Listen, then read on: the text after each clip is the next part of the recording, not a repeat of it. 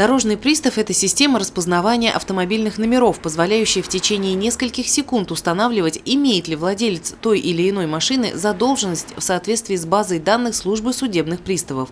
Если с помощью комплекса обнаруживается, что владелец машины имеет долги, система подает звуковой сигнал и выводит данные должника на экран монитора. Дорожные инспекторы останавливают машину должника, после чего судебные приставы на месте взыскивают задолженность, либо вручают требования о явке к судебному приставу-исполнителю для оплаты долга, либо просят предъявить платежные документы, подтверждающие факт оплаты задолженности, или накладывают арест на имущество должника.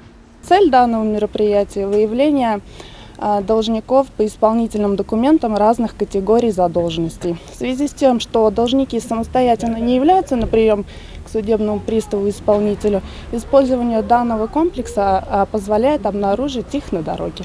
Совместные рейды сотрудников налоговой инспекции, службы судебных приставов, сотрудников госавтоинспекции проводятся на регулярной основе.